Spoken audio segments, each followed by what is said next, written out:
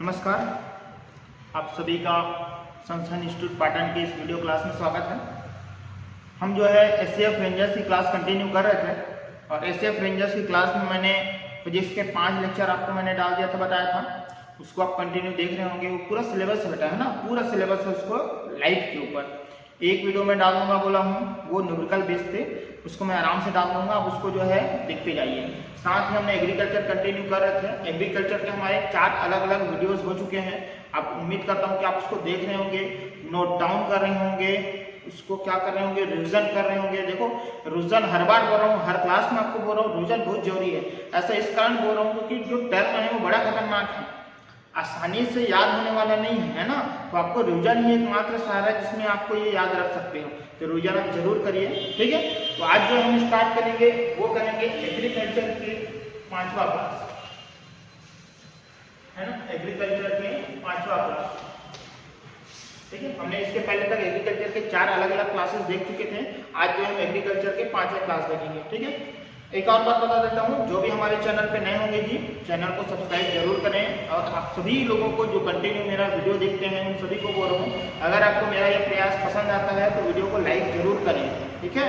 उससे क्या होता है कि मैं मोटिवेट होता हूँ कि मैं कंटिन्यू रूप से आपको इस तरीके से लगातार वीडियो दे सकूँ, ठीक है।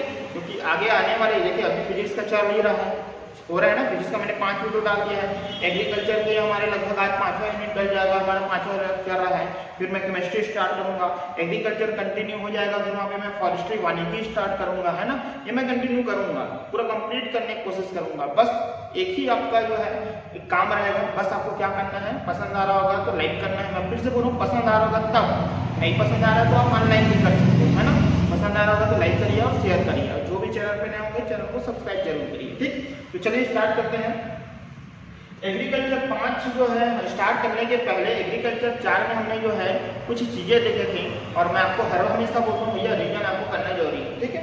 लास्ट टाइम हमने जो है ना, लास्ट टाइम एग्रीकल्चर 4 में मैंने सेमी ऑटोनोमस ऑर्गेनल्स के बारे में मैंने बताया था कि किस तरीके से माइटोकॉन्ड्रिया और क्लोरोप्लास्ट जो है वो सेमी ऑटोनोमस ऑर्गेनल्स है। क्यों? क्योंकि माइटोकॉन्ड्रिया और क्लोरोप्लास्ट के पास खुद का डीएनए होता है, और मैंने ये भी बताया था कि जिनके पास भी डीएनए होता है वो राजा होता है। तो इनके पास माइटोकॉन्ड्रिया और क्लोरोप्लास्ट के पास खुद का डीएनए होता है, तो ये कोशिका के ऊपर निर्भर नहीं करते हैं। ये स्वयं ही जो है आप बोल सकते हैं राइबोसोम के ऊपर जो है प्रोटीन बना लेते हैं, ठीक है। तो यहाँ पे आपको यहाँ तक कंप्लीट हुआ था। आज जो हमारा नया टॉपिक है और बड़ा अच्छा टॉपिक है, मजेदार टॉपिक है, इसको मिटा देता हूँ ना, जेनेटिक्स। तो हेडिंग डालिए जेनेटिक्स, हेडिंग डालिए जेनेटिक्स, ठीक है, जेनेटिक्स, है ना। चलिए, तो जेनेटिक्स स्टार्ट करने के पहले मैं आपको बता देता हूँ, तो हमने लास्ट टाइम भी आपको देखा था, बताया था कि किस तरीके से बच्चों में जो गुण है, बच्चों में जो कैरेक्टर है, बच्चों में जो लक्षण है, वो मम्मी पापा के द्वारा ही आते हैं। मम्मी पापा के जीन के द्वारा ही बच्चों में जो है वो क्या जाते हैं, लक्षण जाते हैं, कैरेक्टर जाते हैं, गुण जाते हैं, ठीक है। उसी को ही तो जीन बोलते हैं, जेनेटिक मटेरियल जाते हैं। मैंने आपको बताया था डीएनए और आरएनए, याद है, रिवीजन किए होंगे ना आपने, ठीक है। तो वही है क्या, जीन, ठीक है। डीएनए के द्वारा ही इस तरीके से जाता है। सबसे पहले ये देख लेते हैं कि जीन वर्ड किसने दिया। जीन वर्ड किसने दिया, मैं जीन की बात करूं तो जीन वर्ड किसने दिया, उस शख्स का नाम है जोहानसन। किसने दिया था, जोहानसन नामक एक वैज्ञानिक ने सबसे पहले जीन शब्द दिया था। तो ये आपको ध्यान में रखना है, जीन शब्द किसने दिया था, तो किसने दिया था दोस्तों, जोहानसन वैज्ञानिक ने दिया था, ठीक है। ये तो बात हुई इसकी जीन की। अब बात करते हैं जेनेटिक्स, है ना।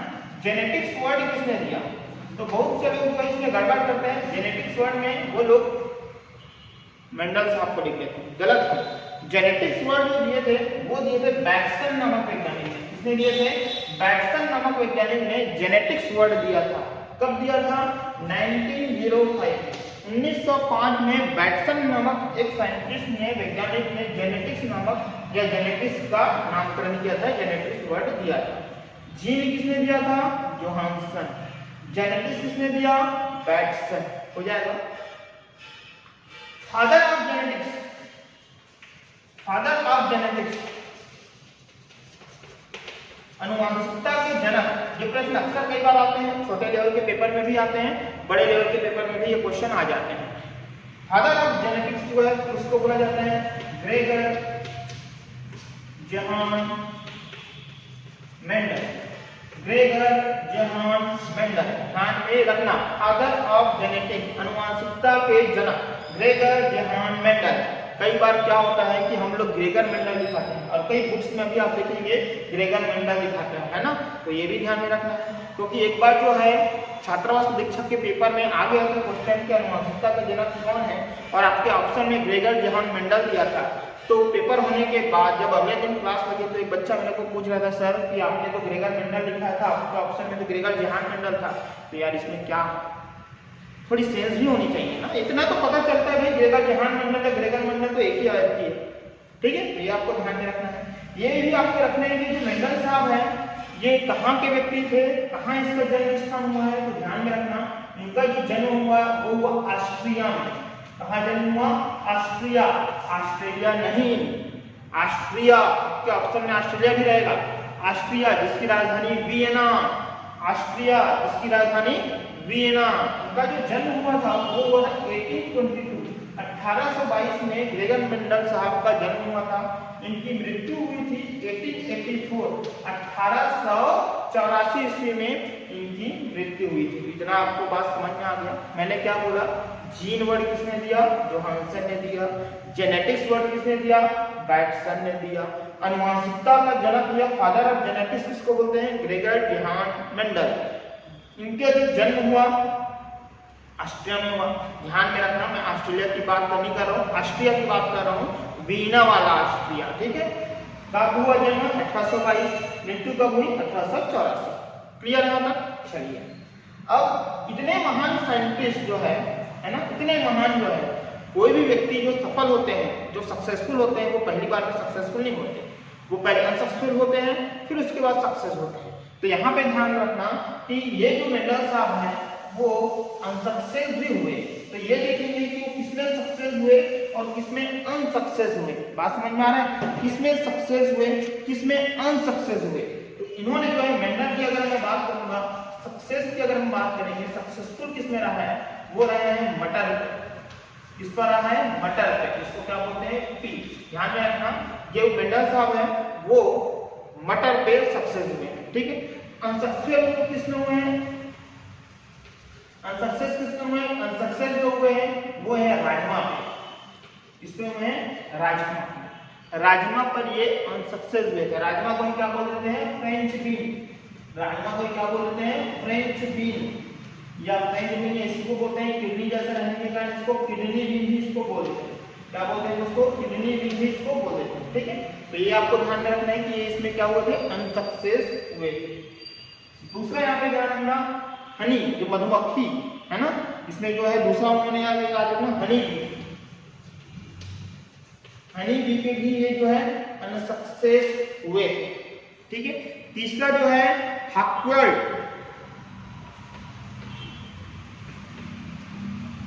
इस पे जो है ये अनसक्सेस हुए थे। इस पे हकवर्ड पे ये जो है अनसक्सेस हुए थे। हकवर्ड का जो है वैज्ञानिक नाम याद रखना एक्सेसियम। इनका जो साइंटिस्ट जो है इसका जो है आपको याद रखना, इसका जो वैज्ञानिक नाम है वो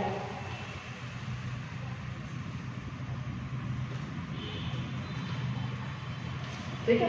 ये आपको थोड़ा सा ध्यान में रखना, ठीक है। तो यहाँ तक आपको क्लियर हो गया। मेंडल साहब तक हमने जो है इसका पढ़ लिया, आगे और पढ़ेंगे अभी इनके सिद्धांत पढ़ेंगे, ठीक है। कितने सिद्धांत दिए थे, क्या हुए, यहाँ तक बात हो गया। अब जो है मैं आपको एक चीज बता रहा हूँ, क्रोमोसोम्स का एक चित्र देखते हैं।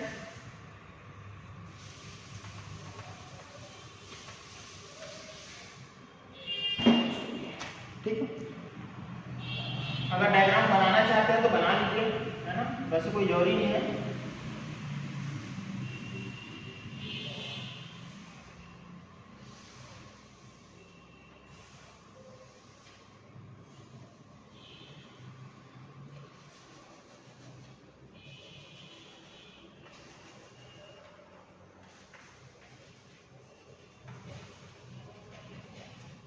क्या ये क्रोमोसोम्स, मैंने आपको बोला था कि एक पीढ़ी से दूसरे पीढ़ी तक जो अनुवांशिक जो जेनेटिक्स जाता है किसकी वजह से जाते हैं, जीन की वजह से जाता है। तो ये जो है क्रोमोसोम में ये जो आपको दिख रहा है फुल टाइप वो है डीएनए। क्या है ये, डीएनए। क्या है दोस्तों, डीएनए। डीएनए है और इसके अंदर में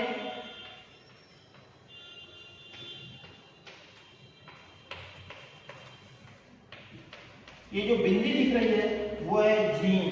क्या है ये, जीन। ठीक है, तो आपको ये समझाने के लिए है ना, आप इसको देखना है तो आप देख भी सकते हैं क्या ये जीन है। मतलब अगले वाले संतानों में, आने वाले संतानों में डीएनए जा रहा है तो जीन भी सीधी सी बात है जाएगा। जब डीएनए जा रहा है तो इसके अंदर जो जीन है वो भी जाएगा। डीएनए के अंदर ही कौन है, जीन है। ठीक है, एक पीढ़ी से दूसरे पीढ़ी तक जो जाता है वो सीधी सी बात है जीन ही जाएगा। आपको पता होना चाहिए कि जैसे कोई पेरेंट्स है ना, पेरेंट्स मतलब मम्मी पापा, मम्मी प्लस पापा का देता हूँ। यहाँ से अगर दो बच्चे हुए हैं, पहला बच्चा और दूसरा बच्चा, तो इन दोनों बच्चों में क्या रहेगा, जीन तो समान रहेगा। क्यों, क्योंकि उसी मम्मी पापा से हुए हैं। दोनों का जीन क्या रहेगा, जीन समान रहेगा। ये देखो डीएनए में क्या रहता है, जीन रहते हैं। इसी डीएनए में क्या रहता है, जीन रहते हैं। ठीक है, इतना बात आपको समझ में आ गया। मेंडल साहब की बातें आपको भी समझ में आ गया। ठीक है, बढ़ते हैं आगे।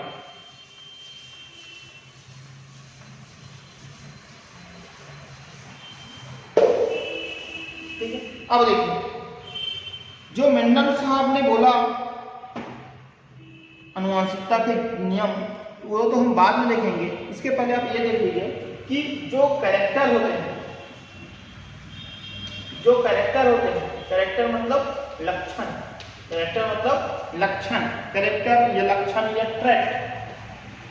पहली चीज बात समझ में आया, जो कैरेक्टर होते हैं, लक्षण जो उनके कान के जैसे हैं, उनकी नाक उनके जैसे हैं, ये।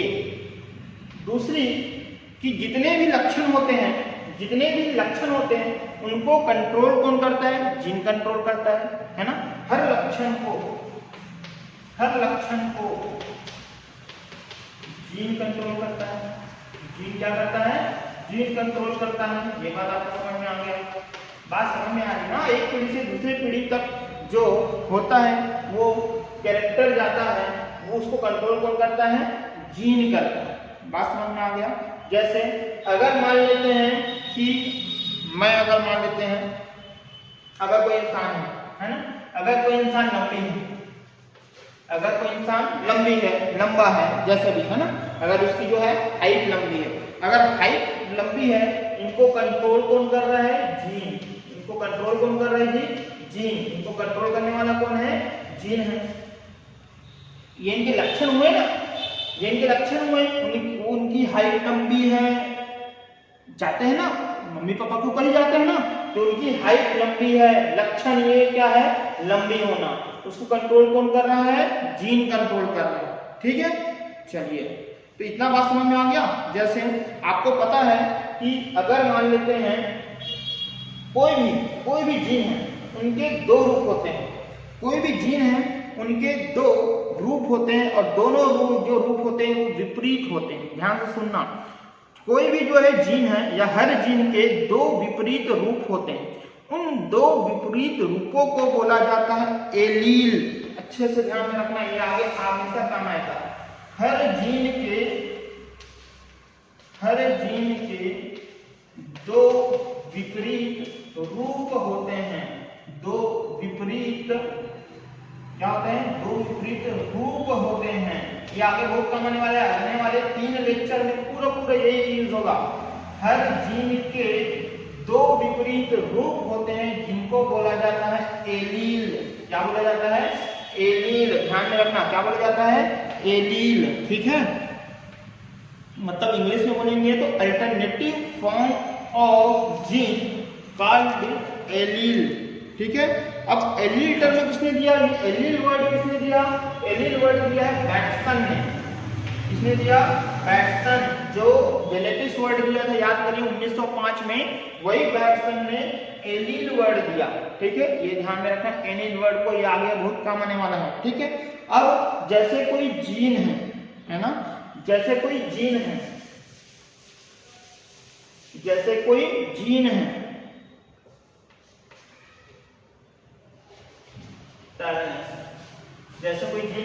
टर्नेस, इसके दो विपरीत होंगे, इनके दो विपरीत होंगे, एक होंगे टल लंबा और दूसरे होंगे बौना ड्रॉप।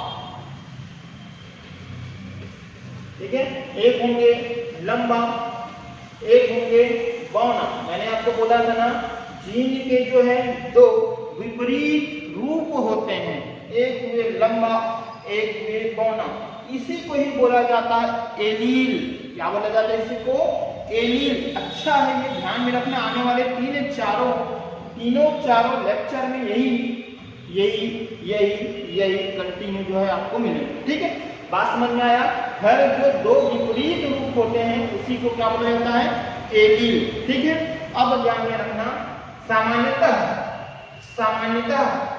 एक जीन में दो एलील होते हैं। सामान्यतः की बात करो ना, सामान्यतः नॉर्मली, अगर आपको जनरली अगर ऐसा प्रश्न पूछेगा सामान्यतः एक जीन में कितने एलील होते हैं, तो क्या मानना आप? दो एलील होते हैं। लेकिन कुछ में एक जीन में तीन एलील भी रहते हैं। ठीक है, लेकिन सामान्यतः अगर हम बात करेंगे, हम यहाँ पे तीन मत दो से अधिक करो, दो से अधिक है ना, तीन मत दो से अधिक। ठीक है, एक जीन में अगर प्रश्न बोलेगा सामान्यतः या आपको सीधा सिंपल ही पूछ देगा जीन में कितने एलील होते हैं, तो आप सीधा दो ही एलील बोलना। एक जो है आपके दोनों जो होते हैं क्या होते हैं? विपरीत होते हैं। दोनों क्या होते हैं? विपरीत होते हैं। तो दो एलील। और ऐसे अगर हम देखेंगे कोई अलग अपवाद केस में, उसमें कितने होते हैं? दो से अधिक एलील होते हैं। चाहे आप ब्लड ग्रुप की बात करो, ह्यूमन के ब्लड ग्रुप की बात करो, इनमें सब में दो से अधिक होते हैं। ठीक है, चलिए कितना समझ में आ गया जी? मिटा दे। ठीक है, एक न्यूमेरिकल क्वेश्चन कर लेते हैं, है ना। लिखिए, इसको बनाने की कोशिश करिए आप। प्रश्न दे दिया है, यदि a बराबर 30% तो g बराबर क्या होगा? चलिए बनाने की कोशिश करिए, फिर मैं आपको बताता हूँ। चलिए बनाएंगे, तब तक मैं बोर्ड को साफ कर लेता हूँ, रफ कर लेता हूँ। तब तक आप इसको बना के देखिए, a बराबर 30% तो g बराबर क्या होगा? चलिए बनाइए।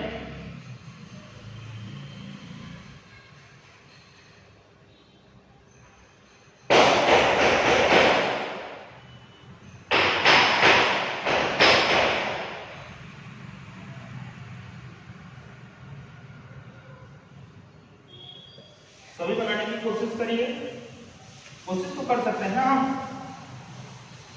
यदि a बराबर 30%, आप सभी जानते हो a क्या है, g क्या है ना। लास्ट क्लास अगर आपने देखे होंगे, आपने अगर रिवीजन किए होंगे, तो आपको पता होगा a क्या है, g क्या है, क्या लोगों के बीच संबंध होते हैं, ये सभी चीजें आपने जो है देख लिया है। ठीक है, चलिए बनाइए।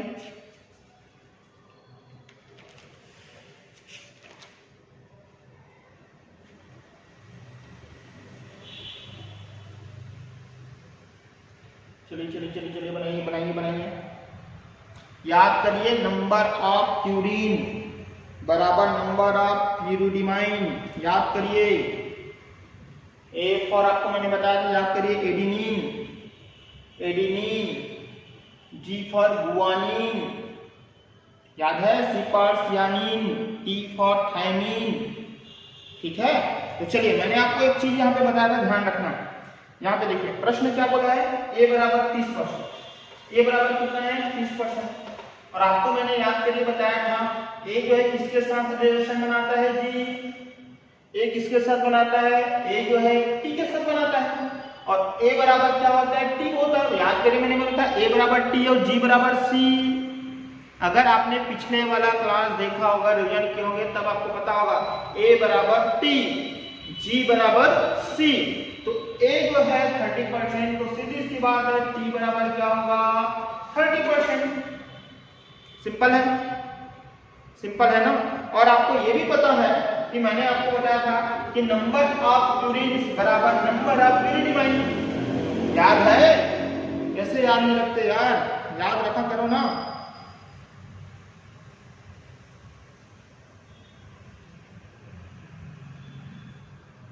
बनाओ, जल्दी बनाते चलिए। थोड़ा सा तो करिए, फिर मैं बताऊंगा। बता तो दिए, इतना इतना तो आपका हो गया होगा।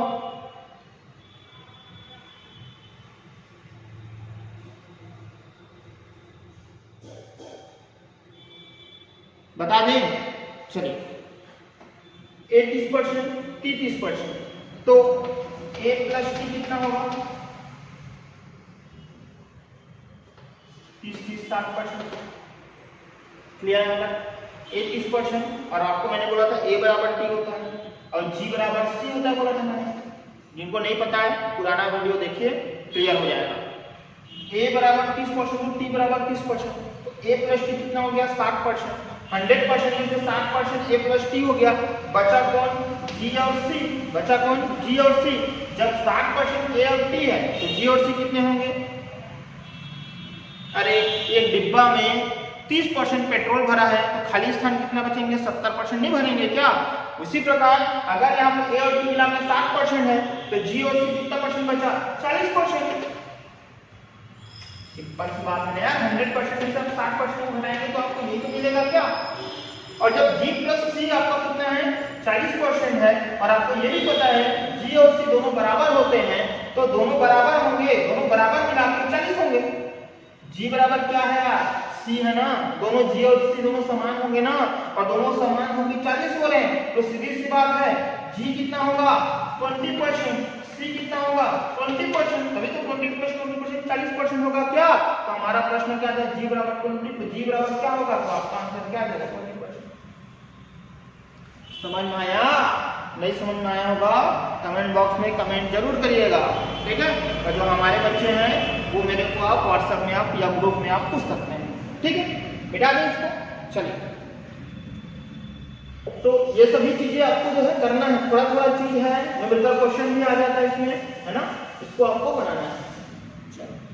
तो मैंने अभी हमने जेनेटिक मटेरियल के ऊपर चल रहे थे, तो यहाँ पे मैंने आपको बताया था कि किस तरीके से जो है अगर मान लेते हैं डीएनए जाएगा तो जीन भी जाएगा, ये हमने देख लिया था। चलिए आगे देखते हैं। देखिए जेनेटिक मटेरियल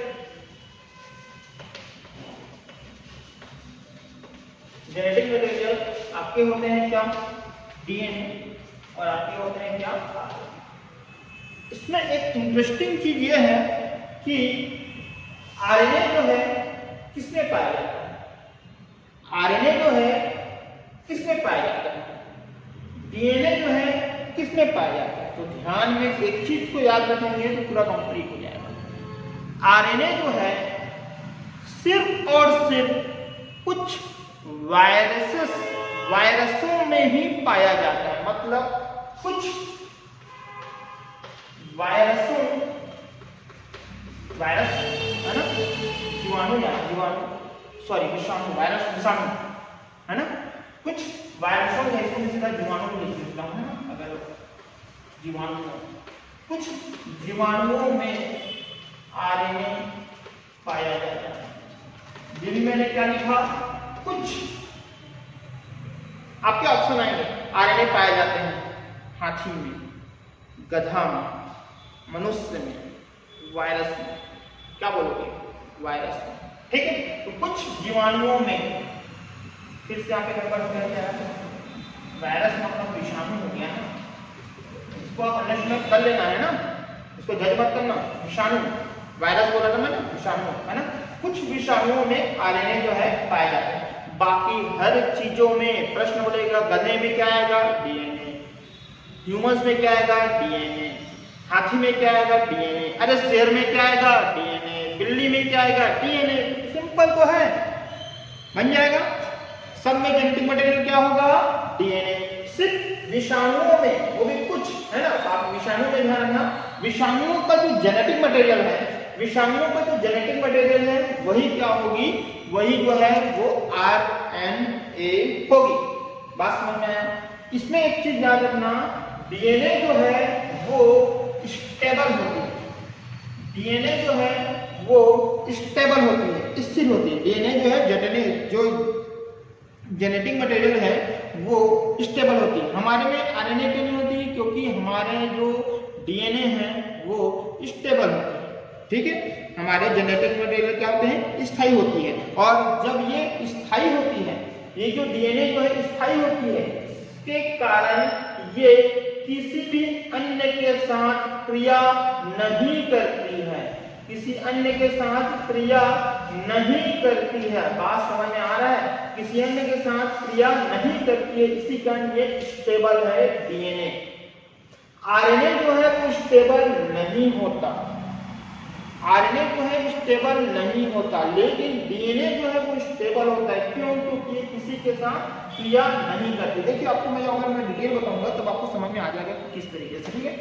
चलिए देखते जाइए किस तरीके से मैं स्टेबल और अनस्टेबल की बात कर रहा हूँ, आपको यहाँ से बिल्कुल समझ में आ जाएगा।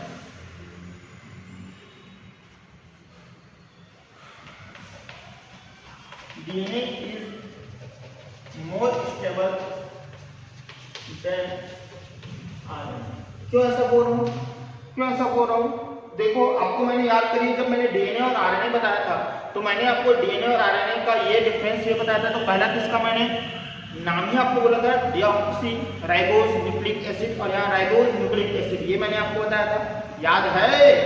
याद करिए, याद करिए। इसके पहले के पहले वाला क्लास डीएनए और आरएनए का मैंने अंतर बताया था, deoxy ribose nucleic acid, RNA बताया था राइबोज न्यूक्लिक एसिड। यहाँ पे क्या वर्ड आया था, डीऑक्सी, डीऑक्सी मतलब ऑक्सीजन नहीं, ठीक। और यहाँ पे एक और बताया था मैंने कि दोनों के कार्बन में, दोनों में 5 कार्बन होते हैं। याद है आपको? मैंने दोनों में बताया था कि इनके शुगर में जो है वो 5 कार्बन होते हैं, है ना। डीएनए की बात करें चाहे आरएनए की बात करें, शुगर में जो है क्या होते हैं, 5 कार्बन होते हैं।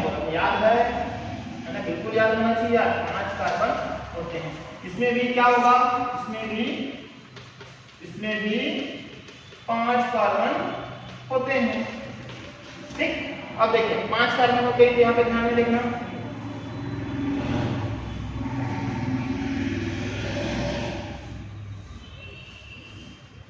ध्यान से देखना, है ना। मैं ग्राफ चित्र बनाया हुआ हूँ आपको समझने के लिए थोड़ा सा, है ना। देखिए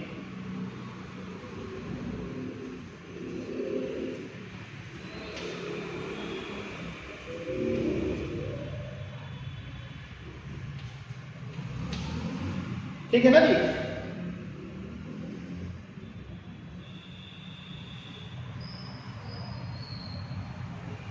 ठीक है ना यहाँ तक? चलिए ठीक। अब देखिए डीएनए फुल फॉर्म क्या है, डीऑक्सी। इसके डीएनए के दूसरे कार्बन पे उपस्थित होता है ओनली हाइड्रोजन। आरएनए के दूसरे कार्बन पे उपस्थित होता है OH। डीएनए के दूसरे कार्बन में उपस्थित होता है H। आरएनए के दूसरे कार्बन में उपस्थित होते हैं OH। यहाँ पे देखेंगे ऑक्सीजन नहीं है, यहाँ पे देखेंगे ऑक्सीजन नहीं है। ऑक्सीजन नहीं होने के कारण इसका नाम पड़ा डीऑक्सी, मतलब ऑक्सीजन नहीं, ठीक है। और यहाँ पे देखेंगे आपको मिलेगा ऑक्सीजन है। ऑक्सीजन है मतलब इसके पास क्या है, राइबोज न्यूक्लिक एसिड है। और जब यहाँ पे ऑक्सीजन नहीं है, ऑक्सीजन नहीं है मतलब ये जो है किसी के साथ अभिक्रिया नहीं करेगी। और जब आप, है ना, इसके साथ समझ रहे हो ना, DNA has no free oxygen, DNA has no free oxygen. जब इनके पास ऑक्सीजन ही नहीं है तो ये क्रिया कहाँ करेगी, और जब ये क्रिया नहीं करेगी तो सीधी सी बात है ये जो है स्टेबल होगी। इस कारण हमारे में, गायों में, बिल्लियों में, भैंसों में, शेरों में, गधों में, सब में जो डीएनए है वो स्टेबल होगी और हमारे में डीएनए होती है। लेकिन वायरस में, विषाणुओं में क्या होती है, आरएनए होती है। उम्मीद है इसको आपको समझ में आया होगा, ठीक है। चलिए बढ़ते हैं आगे, फिर इसके बढ़े आगे। चलो समझ में आ गया ना इसमें?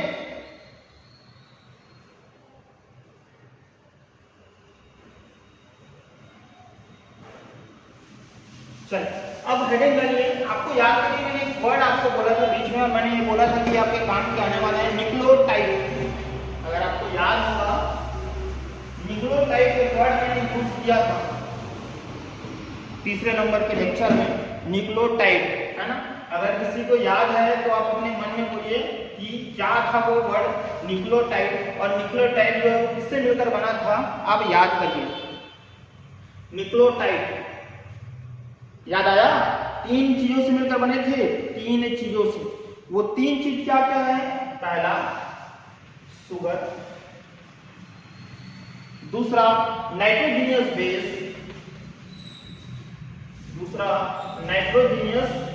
बेस, और तीसरा फास्फोरिक एसिड।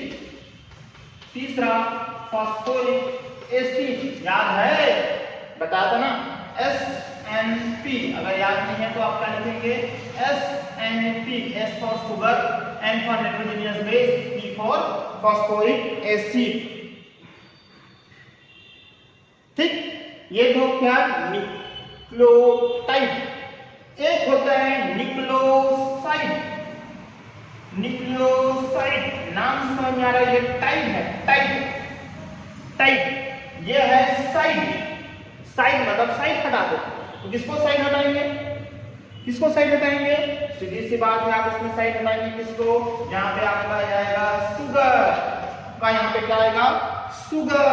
शुगर के बाद फिर इसमें आएगा नाइट्रोजीनियस बेस। क्या जाएगा? नाइट्रोजीनियस बेस, और इसमें फास्फोरिक एसिड साइड लग जाएगा। मतलब इसमें सिर्फ 2 ही रहेंगे, ठीक है। तो यहाँ पे साइड का मतलब है, यहाँ पे एक जो है फास्फोरिक एसिड जो है वो साइड में लग जाएगा। उम्मीद है आपको समझ में आया होगा, ठीक है। तो ये दोनों में अंतर आपको समझ में आया। प्रश्न आपको पूछते हैं यार, न्यूक्लियोसाइड में कौन कौन सा जो है उपस्थित होता है, तो आप क्या बोलना? शुगर, नाइट्रोजीनियस बेस, ये आपको ध्यान में रखना है, ठीक है जी। चलिए, अब वायरस में मैं आपको बोला था कि कुछ वायरस में ही जो है ना, कुछ वायरसेस में आरएनए उपस्थित होता है, मैंने बोला था। तो कुछ आरएनएस में यहाँ पे आप ये भी देख सकते हैं, एनिमल्स वायरस भी हो सकते हैं, प्लांट वायरस भी हो सकते हैं। अभी थोड़ा देर पहले बोला था ना कि जो आरएनए जो होता है वो कुछ वायरसेस में होता है, कुछ विषाणुओं में ही होता है। तो कौन से विषाणु? एनिमल्स विषाणु भी हो सकते हैं, प्लांट विषाणु भी हो सकते हैं, ठीक है। लेकिन ज्यादातर प्लांट वायरस हैं, ज्यादातर ध्यान से सुनना मैं क्या बोल रहा हूँ, ज्यादातर प्लांट विषाणुओं में है, उनके जो पास जेनेटिक मटेरियल जो होता है वो आरएनए होते हैं, ज्यादातर प्लांट। और ज्यादातर एनिमल्स विषाणु हैं, उनके में भी आरएनए जो है वो, उनके जो जेनेटिक मटेरियल है वो आरएनए होंगे। उम्मीद है आपको समझ में आ गया होगा। मतलब वायरस अगर बोले तो क्या बोलना आप? आरएनए, ठीक है। चलिए, लास्ट टॉपिक आज का देख लेंगे, वो देखते हैं सेंट्रल डोग्मा। बड़ा इंपॉर्टेंट है सेंट्रल डोग्मा। क्या देखना है हमको भैया? Central dogma. हेडिंग डालिए, सेंट्रल डोग्मा। मुख्य सिद्धांत है सेंट्रल डोग्मा।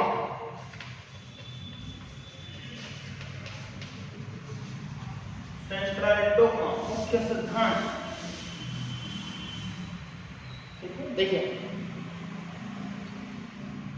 ध्यान से सुनना, बड़ा जबरदस्त है, लास्ट है। इसके बाद फिर आज का क्लास खत्म करते हैं और कल फिर आएंगे, फिर कंटिन्यूस को बढ़ेंगे, ठीक है। सरल है, समझ जाओगे। जैसे आप जानते हैं, आपके पास कोई चीज है, जैसे मान लेते हैं, मैं ही आपको उदाहरण देता हूँ। क्लास में आप लोग हो, सब ऑफलाइन क्लास हमारी चल रही है अभी, मान लो, है ना। और मैंने एक क्वेश्चन पेपर सेट किया।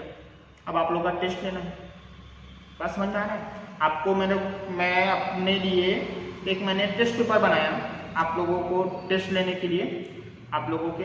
तो अब मैं क्या करूँगा, अब आप सभी को टेस्ट देना है, तो क्या करूँगा, एक पूरा पेपर A4 साइज का पेपर में मैंने नोट डाउन किया है क्वेश्चंस को। अब आप लोगों को, अगर आप लोग लगभग 60 लोग बैठे हुए हो, 60 लोग बैठे हुए, तो आपको सबको मेरे को टेस्ट लेना है। कैसे लूँगा? मेरे पास एक ही सिंगल पीस में पेपर है, सबको मोड़ूंगा, टुकड़ा टुकड़ा करूंगा, 60 पीस अलग अलग और बांट दूंगा। ऐसे ही होगा ना? ऐसे होगा तो फिर तो बल्ले बल्ले। फिर अरे क्वेश्चन ही आपको समझ में नहीं आएगा, क्वेश्चन ही कटा रहेगा तो आंसर ही क्या लिखोगे? ऐसा नहीं करते हैं ना।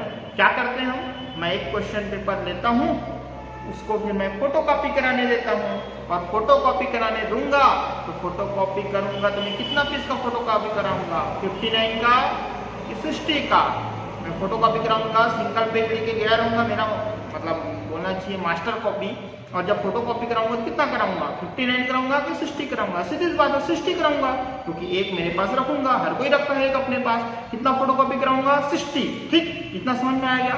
उसी के ऊपर डिपेंडेंट है आगे का जो है ये सेंट्रल डोगमा। सबसे पहली बात है, इसकी डिस्कवरी किसने किया था, खोज किसने किया था, इसका नाम जो है आपको याद रखना, क्रिक।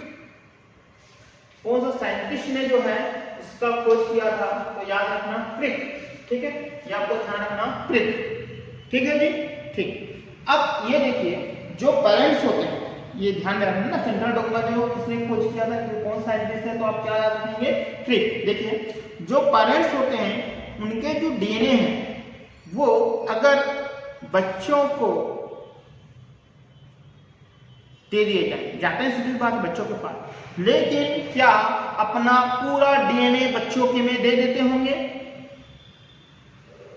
अपना जो खुद जो माता पिता है वो बिना डीएनए के होते होंगे, सबको बच्चे को दे देते होंगे? पॉसिबल ही नहीं। जैसे मैं अपना जो है आपको अगर टेस्ट पेपर अगर मेरे को देना रहेगा तो क्या मैं अपना पूरा पेपर दे दूंगा? नहीं दूंगा, फोटोकॉपी कराऊंगा, उसको बांटूंगा।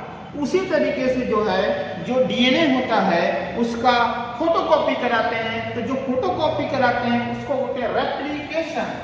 जो फोटोकॉपी वर्ड जो मैं आपको बोला हूं, है ना, जो फोटोकॉपी वर्ड मैंने बोला हूं उसको बोलते हैं रेप्लिकेशन। क्या बोलते हैं? रेप्लिकेशन। उम्मीद है आपको समझ में आया होगा। जो डीएनए का जो फोटोकॉपी होता है उसको बोलते हैं रेप्लिकेशन। ठीक है, मतलब जो डीएनए है सबसे पहले इस डीएनए का क्या होगा, डीएनए बनेगा, मतलब इसका फोटोकॉपी होगा। फोटोकॉपी प्रोसेस को बोलते हैं रेप्लिकेशन। उम्मीद है आपको समझ में आ रहा होगा। मैं अगर कोई जैसे कोई माता पिता है वो अगर अपने उनके जीन जो है, उनके जो डीएनए है जो अगर बच्चों में जाएगा तो उनका पूरा डीएनए उसमें जाएगा, थोड़ा ना यार अपने लिए भी कुछ बचाएंगे, तो अपने लिए रख लेते हैं और उसके बाद फोटोकॉपी चीज को उनको दे देते हैं। उसी को बोलते हैं रेप्लिकेशन। उम्मीद है आपको समझ में आ गया होगा। ठीक है जी, ठीक है। अब ये जो डीएनए है वो आरएनए में जाता है, ये जो डीएनए है वो आरएनए में जाते हैं। बात समझ में आ रहा है? आरएनए में ट्रांसफर होते हैं। तो जो डीएनए है वो आरएनए में ट्रांसफर होते हैं, इसको बोलते हैं ट्रांसक्रिप्शन। क्या बोलते हैं इस प्रोसेस को? ट्रांसक्रिप्शन। ट्रांसक्रिप्शन। बात समझ में आ रहा है? डीएनए से डीएनए रेप्लिकेशन, फोटोकॉपी हुआ, डीएनए से आरएनए ट्रांसक्रिप्शन। क्या कहलाएगा? ट्रांसक्रिप्शन। एक क्वेश्चन इसमें यह भी बनता है कि आरएनए में कौन सा आरएनए में जाएगा। याद करिए मैंने आपको 3 आरएनए आपको बताया था, रो मत, आरआरएनए, एमआरएनए, टीआरएनए। याद है? रो मत मैंने आपको बताया था, रो मत जिसमें मैंने बोला था आरआरएनए, एमआरएनए, टीआरएनए, है ना। उस समय मैंने जो है स्टार्टिंग का जो लेटर है मैंने कैपिटल लिखा था, आप लोग इसको स्मॉल कर लीजिएगा, इसको स्मॉल में ही लिखते हैं। ठीक है, आर ये स्टार्टिंग वाले आरएमटी को, ठीक है, ये रोमत को है वो है आपका ट्रिक है, इसको नहीं बोल रहा हूँ मैं, ये जो आरएमटी लिख रहा हूँ उसको। ठीक है, तो किसमें जाता है? डीएनए से डीएनए होने के बाद फोटोकॉपी होने के बाद डीएनए से जब आरएनए की ओर जाता है, ट्रांसक्रिप्शन प्रोसेस होता है, तो कौन सा आरएनए में जाता है? तो इसको किसमें बोलेंगे? देखिए आप लोग जानते हैं, आप लोग सभी जो है मैक्सिमम लोग फेसबुक यूज करते हैं, और जो नहीं करते हैं वो लोग भी थोड़ा बहुत जानते होंगे फेसबुक के बारे में। तो फेसबुक यूज करते हैं तो उनमें एक बोलना चाहिए फंक्शन होती है मैसेंजर की, होती है मैसेंजर की।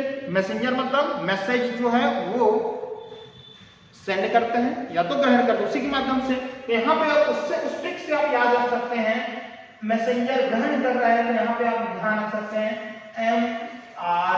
mRNA।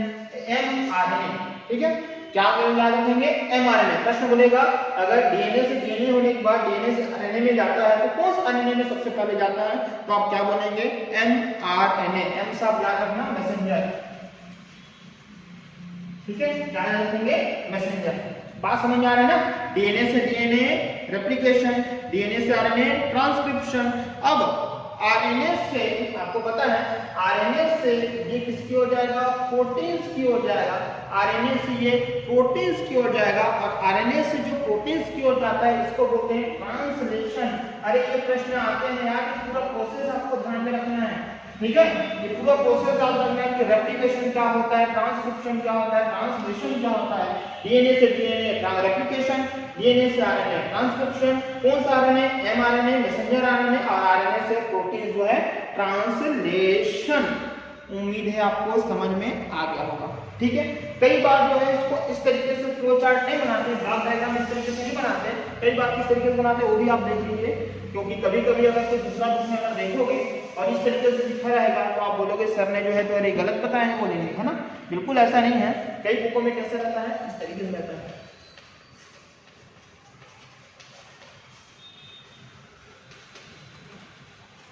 कुछ बुकों में आप देखेंगे वो इस तरीके से रहता है, वहां पे वही तो है ना यार, डीएनए से फिर से डीएनए, डीएनए से डीएनए मतलब डीएनए से डीएनए, समझ में आया, ऐसे भी लिखा रहता है, उसका मतलब भी वही होता है, ठीक है। इतना बात सबको समझ में आ गया होगा, समझ में आ गया होगा, ठीक है। तो ये वाला आपको ध्यान में रखना, ये कौन सा आरएनए, ये भी अगर आपको बोला जाएगा तो एमआरएनए, ठीक है। चलिए, तो अगर आरएनए से डीएनए से आरएनए बना, डीएनए से आरएनए बना, वो क्या कहलाता है, डीएनए से आरएनए ट्रांसक्रिप्शन। डीएनए से आरएनए बना वो क्या कहलाता है, ट्रांसक्रिप्शन। लेकिन अगर आरएनए से डीएनए हो जाए, अगर उल्टा आरएनए से डीएनए बन जाए, मतलब जो ट्रांसलेशन है, ट्रांसक्रिप्शन है वो उल्टा हो जाए, ये जो ट्रांसक्रिप्शन है वो उल्टा हो जाए, तो क्या बोलेंगे दोस्तों, उसको बोलेंगे रिवर्स ट्रांसक्रिप्शन। क्या बोलेंगे, रिवर्स ट्रांसक्रिप्शन। बात समझ में आ रहा है ना। अगर डीएनए से आरएनए हुआ तो इस प्रोसेस को बोलते हैं ट्रांसक्रिप्शन, लेकिन आरएनए से डीएनए हो जाए, रिवर्स हो जाए, इसको क्या बोलेंगे, रिवर्स ट्रांसक्रिप्शन। उम्मीद करता हूं ये आपको समझ में आया होगा। इस जो रिवर्स ट्रांसक्रिप्शन है इसको बोला जाता है टेमिनिज्म। ये जो रिवर्स ट्रांसक्रिप्शन है उसको बोला जाता है टेमिनिज्म। क्या बोला जाता है, टेमिनिज्म। उम्मीद है आपको समझ में आ रहा होगा, ठीक है। जिनका सब्जेक्ट बायोलॉजी नहीं है भैया आराम से देखिए, नोट डाउन करते जाइए, 3-4 बार 5 बार 6 बार पढ़ते जाइए, रोज पढ़ते जाइए, आराम से हो जाएगा। डीएनए से आरएनए, डीएनए से आरएनए ट्रांसक्रिप्शन, उल्टा आरएनए से डीएनए रिवर्स ट्रांसक्रिप्शन, इसी को क्या बोला जाता है, टेमिनिज्म, ठीक है। ये जो टेमिनिज्म या ये जो रिवर्स ट्रांसक्रिप्शन है, इसकी जो खोज किसने किया था, ये भी प्रश्न पूछ सकता है। इसकी जो खोज किया था वो क्या था, टेमिन एवं बाल्टीमोर ने। खोज किसने किया था, टेमिन, यहां से आप ले सकते हैं, यहां से टेमिन एवं बाल्टीमोर ने, टेमिन एवं बाल्टीमोर ने किया था, ठीक है। मोर, टेमिन एवं बाल्टीमोर ने जो है इस रिवर्स ट्रांसक्रिप्शन, जिसको हम टेमिनिज्म बोलते हैं, उसकी खोज टेमिन एवं बाल्टीमोर ने किया था, ठीक है। और इसमें जो एंजाइम यूज होते हैं, आपको पता है, मैंने आपको बताया था कि एंजाइम क्या होते हैं। एंजाइम जो है वे कारक है जो अभिक्रिया की गति को बढ़ा देता है। तो इसमें जो एंजाइम यूज होते हैं उसको यूज करते हैं, ध्यान से समझना, मिक्सअप नहीं करना है। डीएनए से आरएनए कहलाता है रेप्लिकेशन, डीएनए से आरएनए को कहलाता है ट्रांसक्रिप्शन। अगर आरएनए से डीएनए हो जाए उसको बोलते हैं रिवर्स ट्रांसक्रिप्शन। रिवर्स ट्रांसक्रिप्शन को बोला जाता है टेमिनिज्म। और इसकी जो खोज किया था, चाहे आप रिवर्स ट्रांसक्रिप्शन बोलो चाहे टेमिनिज्म की खोज बोलो, इन दोनों की जो खोज किया था या इनकी खोज किया था टेमिन एवं बाल्टीमोर ने किया था, ठीक है ना जी। इसमें जो एंजाइम यूज होते हैं, रिवर्स ट्रांसक्रिप्शन में जो एंजाइम यूज होते हैं, इसको बोला जाता है रिवर्स ट्रांसक्रिप्टेड। इसमें जो एंजाइम यूज होता है इसको बोला जाता है ना, इसको बोला जाता है, आप लिख लीजिए, रिवर्स ट्रांसक्रिप्टेज। रिवर्स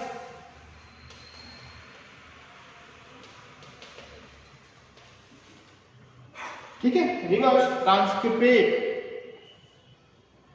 रिवर्स ठीक है, ये आपको लिख लेना है। Reverse transcriptase, reverse transcriptase, TRANSCRIPTASE, reverse transcriptase. ठीक है, ये एंजाइम जो यूज होते हैं उनकी बात है। ठीक, तो ये आज की क्लास थी, उम्मीद है आपको समझ में आया होगा। ठीक, जिनको जिनको भी पसंद आया होगा भैया लाइक करिएगा वीडियो को, जो भी चैनल पर नए होंगे चैनल को सब्सक्राइब करिएगा, है ना। कल आएंगे 6वें नंबर के लेक्चर में और फिर आगे देखेंगे हम लोग। ठीक है, चलिए कल मिलते हैं फिर हम लोग आगे।